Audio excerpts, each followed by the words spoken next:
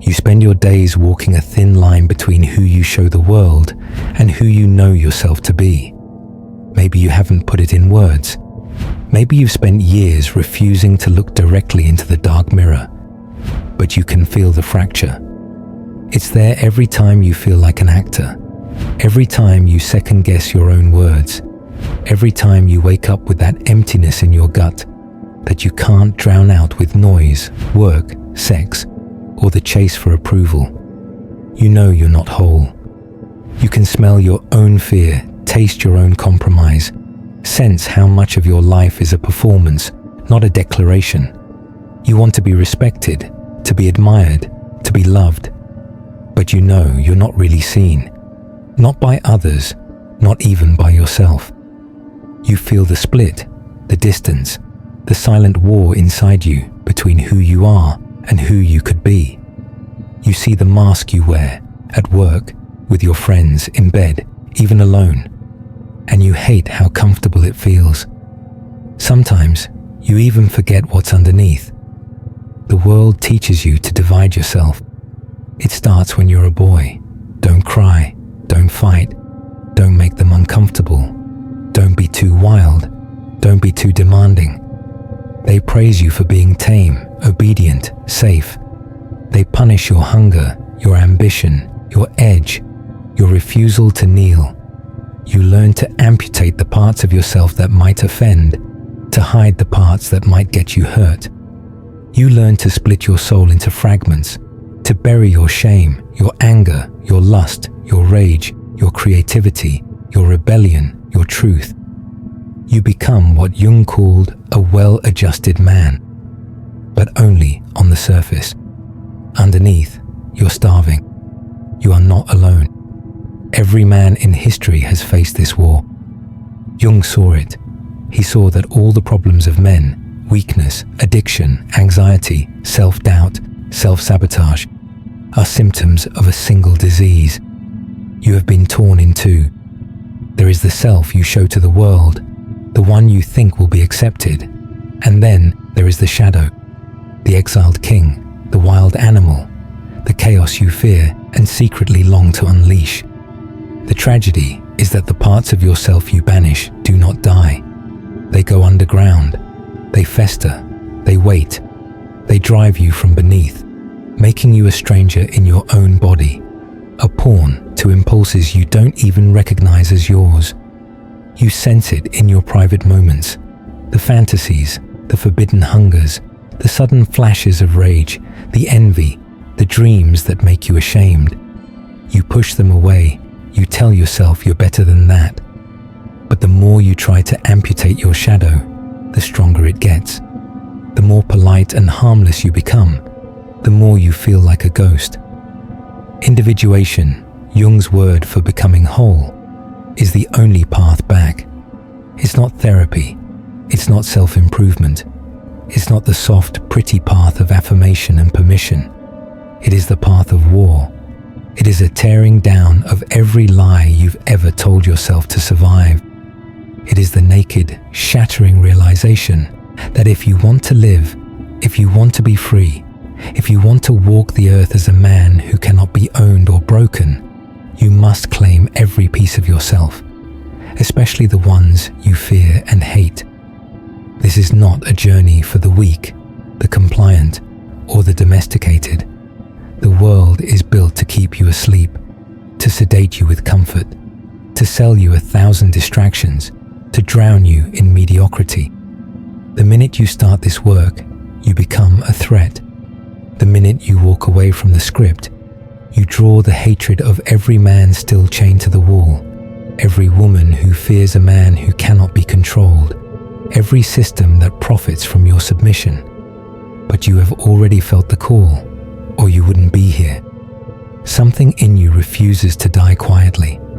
Something in you would rather burn alive than rust away as another nice guy.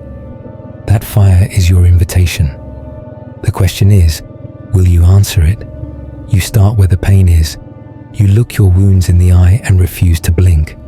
You drag your shame into the light. You name your losses. You confess your secrets. You stop running from your own darkness. You refuse to be a victim, refuse to drown in blame, refuse to hide behind your childhood, your trauma, your failures. You see that every wound is a source of power. Every humiliation is a lesson.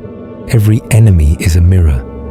The shadow is not evil. It is the source of everything you want: strength, creativity, sex, charisma, courage, purpose. The parts of yourself you have exiled are the parts that would make you whole. If only you had the guts to claim them. The world will tell you to be safe, to be agreeable, to amputate your aggression, to sedate your hunger. But Jung saw that the only men worth following are the ones who have faced their shadow and integrated it into the man they choose to be. This is not the path of the monk, the priest, the weakling who runs from temptation and calls it virtue. This is the path of the king, the warrior, the builder, the lover, the creator. This is the path of the man who can look at his rage, his lust, his envy, his wildness, and say, I am all of this and more. I own every part of me. Nothing in me is alien. Nothing in me is denied. That is freedom. That is power. That is the only antidote to the disease of modern men: timidity, blandness, self-betrayal, endless apology. Jung's genius was this. He knew that until you have made peace with your darkness, you will be ruled by it. You will act out in secret what you forbid yourself in daylight. You will sabotage your relationships, your ambition, your health, your dreams. You will lash out in rage you claim you don't have.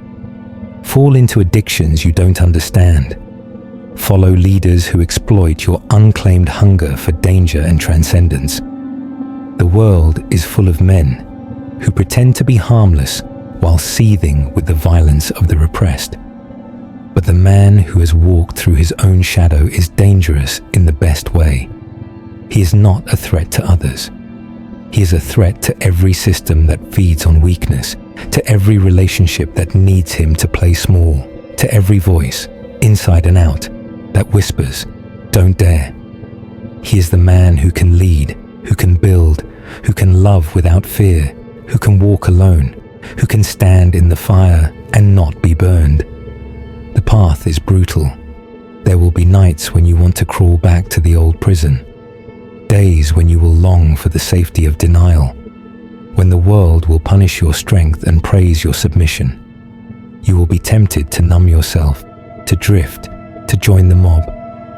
You will lose friends who only knew the half-man you once were, lovers who preferred you caged, tribes that cannot tolerate your new weight. But in losing them, you will find yourself. You learn to look at your hunger and see a weapon, not a weakness. You look at your rage and see a compass, not a curse. You look at your failures and see fuel, not shame. You stop negotiating with your own truth. You speak what must be spoken, do what must be done, build what must be built. You set your own standard. You become the axis of your own existence.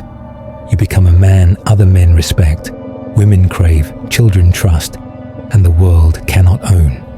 Individuation is the call to kill the boy and birth the man. It is the demand to grow a backbone, to build your own law, to walk into the forest and return with your soul intact. It is the discipline to confront yourself every day, to ask, where am I still split? Where am I still hiding? Where am I still afraid to be everything I am? The answers will not come from books or therapy or sermons or self-help. They will come from the battle, the scars, the nights you refuse to run. Every step you take on this path, the world will get louder. It will sell you new distractions, new sedations, new excuses. It will offer you easy comfort, hollow praise, fake brotherhood, love that is just another leash. You must say no, again and again and again. You must become ruthless with yourself. You must learn to disappoint the weak, offend the false, walk away from everything that demands you be less than whole. The process is endless. Every victory opens a deeper layer. Every time you think you have arrived, life throws you a new test, a new challenge, a new loss, a new desire, a new betrayal. Good. That's the sign you are alive. The man who has stopped wrestling with his shadow has already started to die. You will be hated for your wholeness. They will call you dangerous, arrogant, unstable, selfish, obsessed. Wear it as armor. You are not here to be understood by the small, the frightened, the obedient. You are here to become yourself, all the way to the bottom. You are here to live in such a way that, at the end, you can say, I left nothing on the table. I betrayed nothing in myself. I lived as a king, not as a pawn. You will love more deeply, fight more fiercely, build more bravely than you ever thought possible.